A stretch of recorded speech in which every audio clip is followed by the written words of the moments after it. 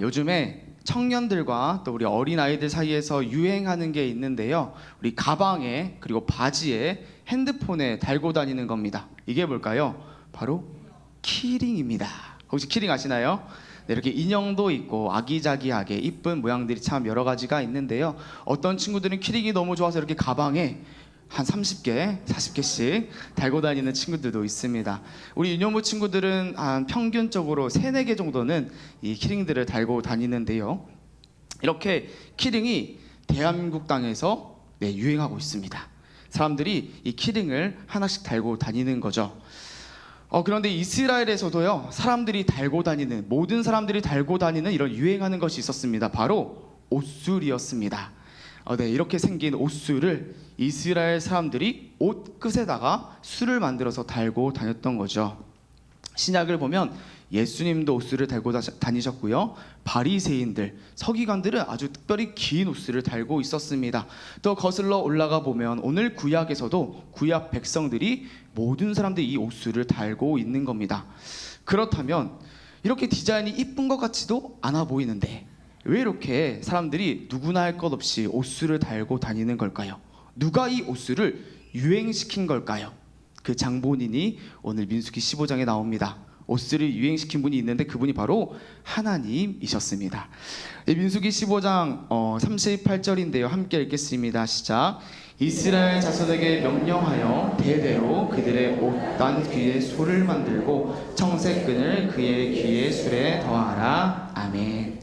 하나님께서 대대로 너희의 가족들을 대대로 거듭해서 술을 만들어서 옷끝에 달고 다니라고, 이 옷끝에 술을 달고 생활하라고 말씀하시는 거죠. 하나님께서는 왜 이 옷술을 만들어서 달고 다니라고 하시는 걸까요?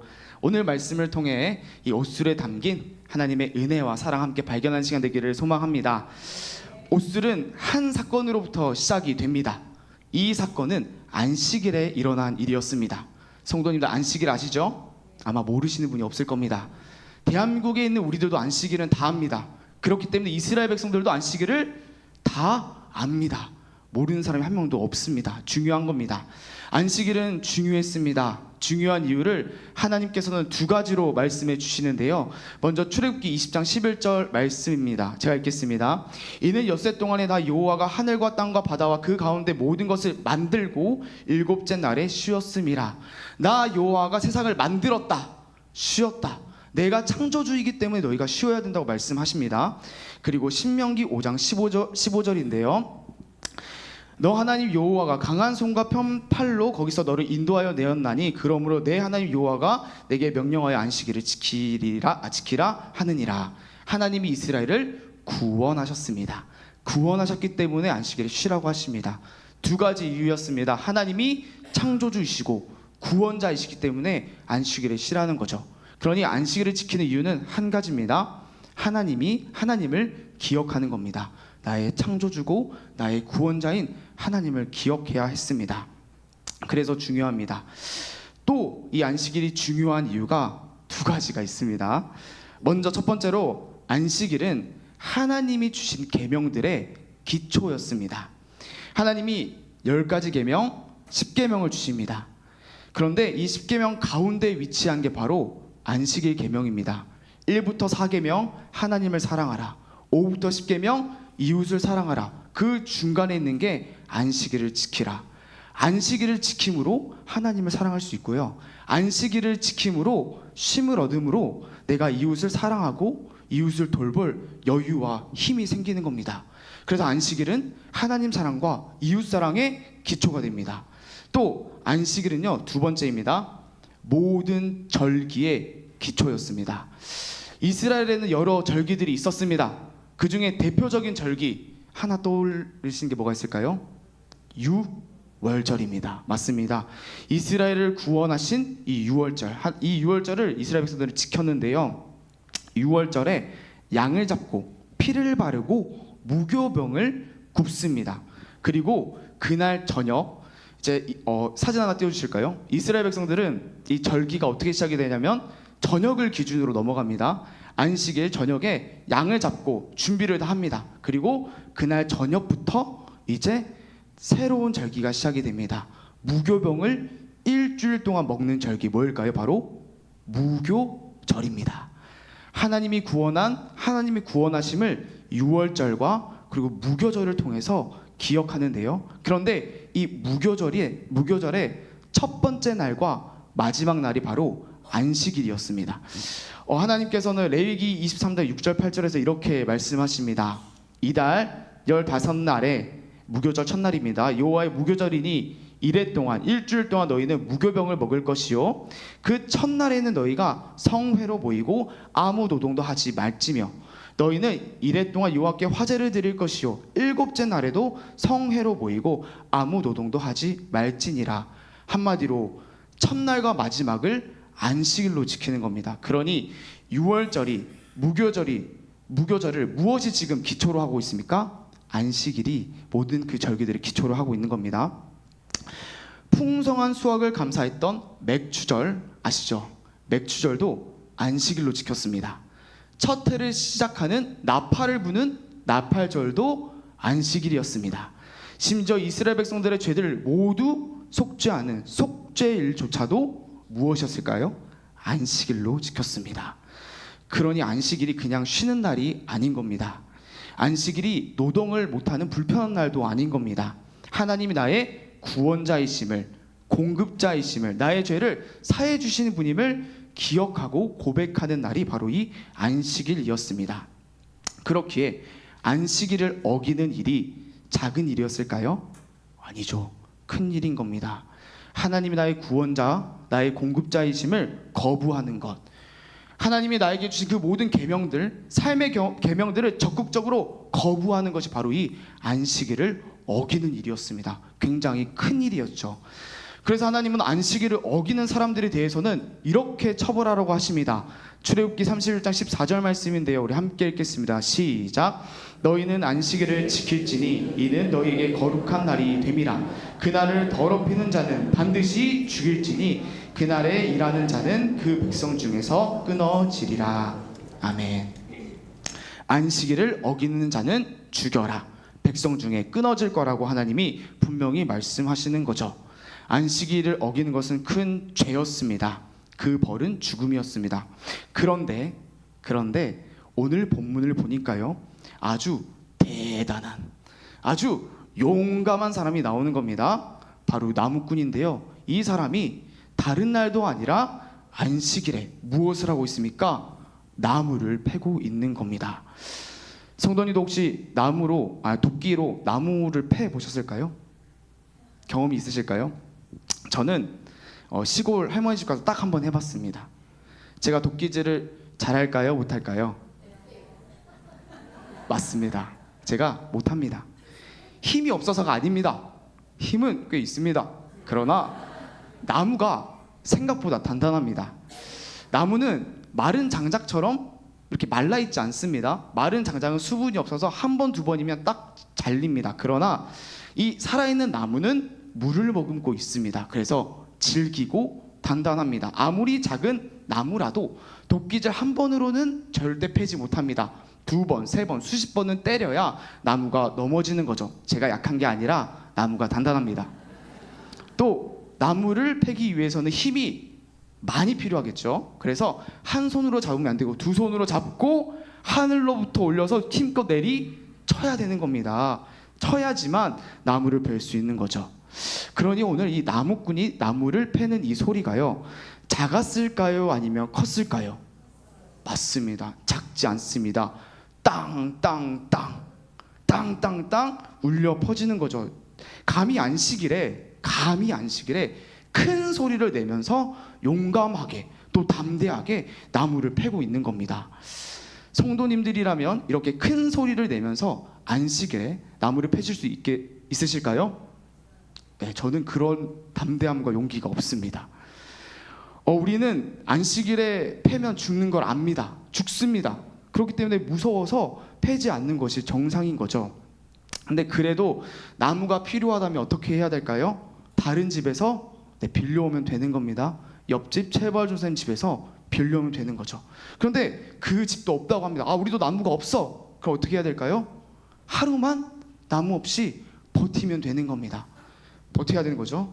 죽을 수는 없잖아요. 그런데 그래도 나무가 필요한 겁니다. 너무너무 필요한다는 거죠. 근데 아무도 없어요. 그럼 어떻게 해야 될까요? 이렇게 하면 안 되겠지만 몰래, 아무도 몰래 조용히 살금살금 나가서 나뭇가지 몇 개 주워오고 살금살금 나가서 나뭇가지 몇 개를 꺾어야 하는 겁니다. 조용히, 몰래요.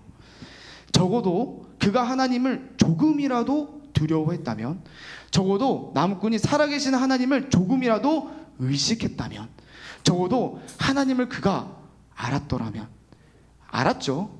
근데 그런 성의도 보이지 않는 겁니다. 그 사람은 몰래 할 생각이 없습니다. 모든 사람이 듣도록 나무를 패는 겁니다. 하나님이 무섭지 않고 하나님이 필요 없고 담대하게 용감하게 이 사람이 죄를 짓고 있는 것이죠. 담대한 죄였습니다. 이런 죄에 대해서, 이런 나무꾼에 대해서 하나님은 이렇게 판결을 내리십니다. 민수기 15장 35절입니다. 함께 읽겠습니다. 시작. 여호와께서 모세에게 이르시되 그 사람을 반드시 죽일지니 온 회중이 진영 밖에서 돌로 그를 칠지니라. 아멘. 하나님이 죽이라고, 반드시 죽이라고 말씀하십니다. 담대한, 망설임 없는, 하나님을 적극적으로 부인하고 거절하는 이 죄에 대해서 하나님이 방종하지 않으셨습니다. 죄를 제거하시는 거죠.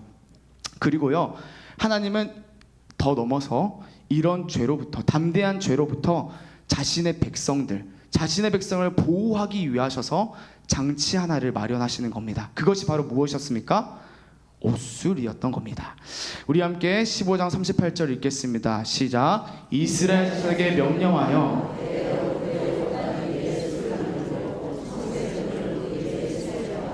아멘. 옷술을 만들어라고 말씀하십니다. 그런데요, 오늘 말씀을 보니까요, 이 옷술에 무슨 색끈을 더하라고 하십니까? 청색끈, 파란색 끈을 더하라고 말씀하셨습니다. 요즘 우리들은요, 다양한 색깔의 옷을 입고 있습니다. 제가 여기서 보니까 핑크색도 있으시고 연두색도 있으시고 형광색도 있으시고, 다양한 색들은 요즘에는 얻고 쉽게 이쁜 컬러풀한 옷을 만들 수가 있습니다. 그러나 이스라엘 백성들이 살았던 고대 사회는 아닙니다. 염료를 얻는 것이 어려웠습니다. 그래서 이 색을 내는 염료, 색깔 있는 천을 아무데나 사용하는 게 아니라 귀중한 특별한 곳에 사용했습니다. 그 중에서도 이 푸른색, 청색은 아주 특별한 곳에 사용이 되었는데요. 어디에 사용되었냐면 바로 성막에 사용이 되었습니다. 이스라엘 백성들이 성막을 이동시킬 때 성막에 있는 기구들을요, 천으로 감쌌거든요. 떡상, 등잔대, 제단 같은 기구들을 해달 가죽으로 덮었습니다. 어떤 가죽이요? 해달 가죽. 무슨 색일까요? 해달 가죽은 갈색입니다. 보여주실까요? 네, 속으셨습니다. 해달 가죽은 갈색입니다. 이런 가죽으로요, 성막 맨 위를, 그리고 이런 떡상, 등잔대, 제단을 덮는 겁니다. 그러니 갈색깔인 거죠. 그러나 이런 모든 기물들이 다 갈색인데 딱 하나만 다른 색으로 덮습니다. 딱 하나만 구별된 색깔로 덮여 있는 겁니다. 그것이 무엇이었을까요? 바로 하나님의 언약궤였습니다. 민수기 4장 5절에서 6절 말씀인데요. 진영이 전진할 때에 아론과 그의 아들들이 들어가서 칸 막는 휘장을 걷어 증거궤 언약궤를 덮고 그 위를 해달의 가죽으로 덮고 그 위에 순청색 보자기를 덮은 후에 채를 깨고, 하나님께서 언약궤 위에 해달 가죽을 덮고 그 위에 푸른 색깔 천을 덮으라고 하시는 겁니다. 그러니까 이스라엘 백성들이 이동할 때 언약궤가 무슨 색깔일까요? 청색인 거죠. 그림 보여주실까요? 네, 이렇게 청색깔의 천으로 덮인 언약궤가 이동을 하는 거죠. 이스라엘 백성들 앞에 그냥 생 언약궤가 이동하지 않았습니다. 청색 천을 덮은 청색의 언약궤, 청색의 하나님의 언약궤가 그들 앞을 지나갔습니다.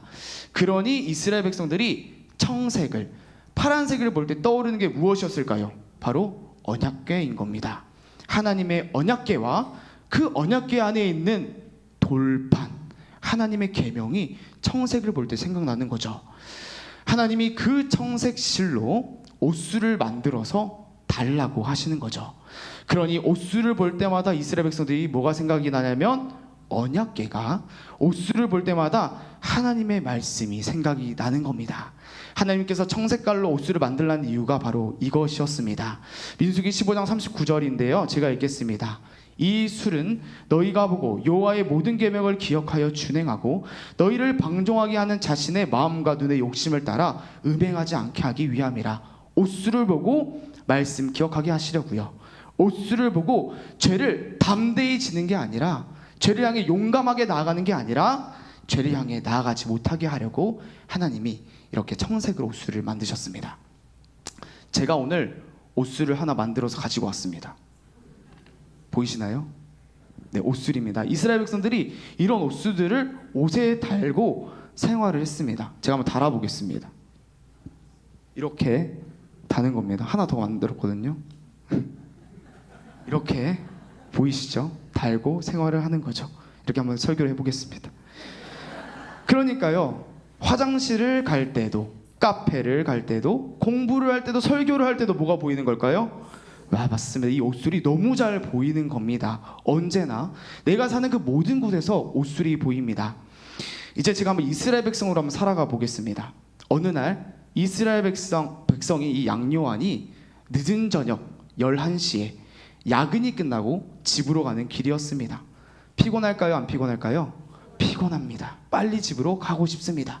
그런데 제가 집으로 가는 그 길을 딱 막아서는 것이 있었습니다. 빨간색 신호등이 저를 막아서는 겁니다. 그때 제가 뭘 할까요? 쓱 좌우를 둘러봅니다. 석관중앙교회 집사님이 안 계시고요. 권사님도 안 계십니다. 아무것도 없는 걸 발견했습니다. 그리고 신나는 마음으로 빨간불에 건너려고 하는 겁니다. 근데 그때 건너려고 하는데 무엇을 보는 걸까요? 옷술, 청색의 옷술을 보는 겁니다. 그리고 하나님이 생각이 나는 거죠. 아, 하나님께서 빨간 불에 건너는 거 싫어하실 거야.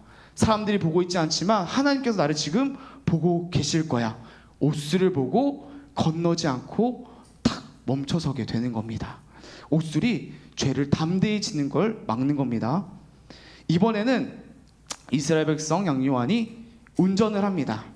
딱 운전을 하고 있는데 어떤 차가 깜빡이도 안 켜고 제 앞으로 딱 들어오는 겁니다. 화가 나는 거죠. 그래서 쌍라이트를 켜고 보복 운전을 하려고 했습니다. 근데 또 옷수를 또 보는 겁니다. 원수도 사랑하라. 왼뺨을 치거든 오른뺨도 돌려대라는 주님의 말씀이 떠오르는 겁니다. 옷수를 보고 쌍라이트 켜는 거를 멈추는 거죠. 이 옷술이 무엇을 기억하게 합니까? 하나님의 말씀을 기억하게 합니다. 우리가 담대하게 죄를 짓지 못하도록, 우리가 죄를 향해 용감하게 달려가지 못하도록 우리를 꽉 붙잡아 주는 겁니다. 성도님들, 이 옷술 어떻습니까? 좋아 보이죠? 유용하죠? 우리한테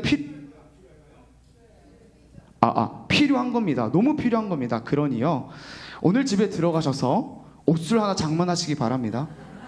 파란 색깔 천을 모아서 옷술을 만드시기 바랍니다. 그럴 필요 죄송하지만 없습니다. 왜냐하면 우리는 이 옷술이 필요가 없습니다. 우리는 이미 옷술을 가지고 있기 때문입니다. 하나님께서 이 옷술보다 훨씬 더 좋은, 훨씬 더 유용한 하나님의 은혜의 장치를, 은혜의 방편을 우리에게 주셨습니다. 무엇일까요?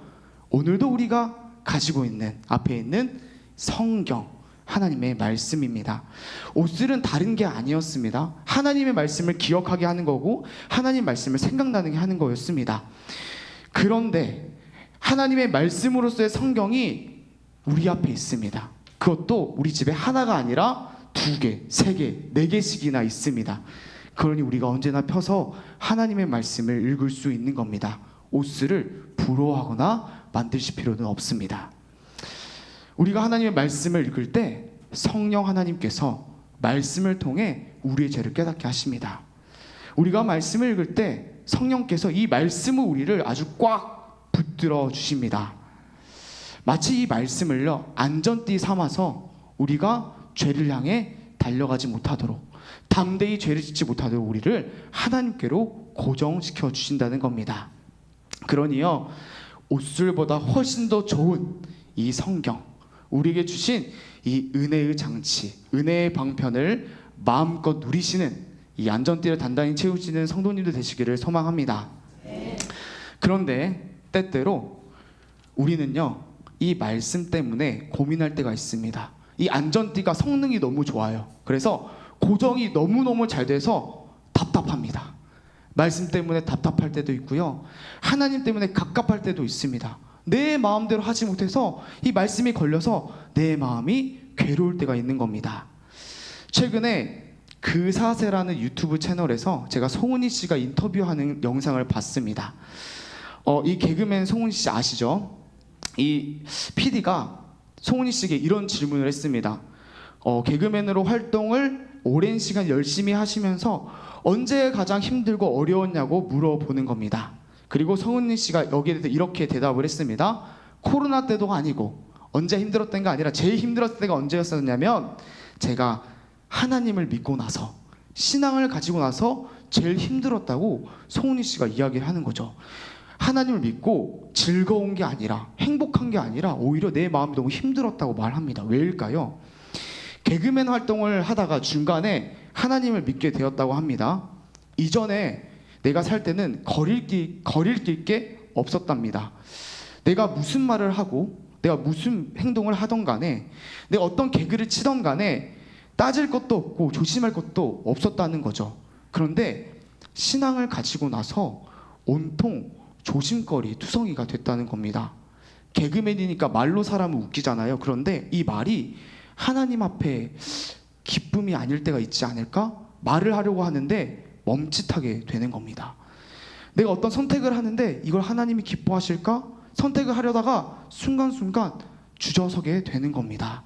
이전에는 내 마음대로 자유롭게 행했었는데 신앙을 가지고 나서 신앙이 깊어질수록 점점점 더 내 마음대로 할 수 없는, 내 자유가 사라져가는 것 같은 갑갑함이, 답답함이 힘들게 했다는 거죠.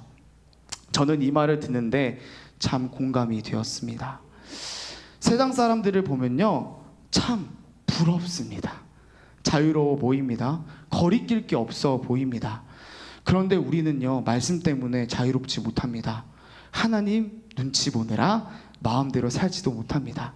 말씀 때문에, 하나님 때문에 때로는 답답하고 갑갑합니다. 그러나 성도님들, 이 답답함이, 갑갑함이 은혜임을 기억하시기 바랍니다. 성령이 말씀으로 우리를 묶으시는 겁니다. 고정시키시는 겁니다. 담대히 죄짓지 못하도록, 나무꾼처럼 용감하게 하나님 거부하지 못하도록 이 말씀으로 하나님 앞에 단단히 고정시키시는 것이죠. 오늘 이 말씀을 기억하시면서요, 하나님께서 허락하신 이 말씀이라는 은혜의 안전띠를 단단히 매시는 성도님들 되시기를 소망합니다. 말씀에서 또 하나님께 단단히 고정되시는, 그리고 죄로부터 담대히 달려가지 못하시는 우리 모든 성도님들의 삶 되시기를 소망합니다. 우리 함께 찬양하고 우리 기도하겠습니다. 우리 오늘 찬양하실 때 성령님, 오늘 말씀 가운데 우리를 더욱 붙들어 주시옵소서. 우리가 하나님께로만 고정될 수 있도록 우리를 가르쳐 주시옵소서. 우리 함께 찬양으로 고백하며 나가겠습니다. 오늘 이곳에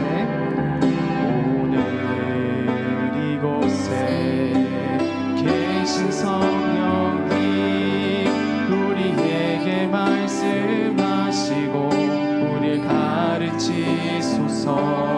같이 우리 마음 열어주시고 주의 빛으로 밝혀 우리를 인도하소서.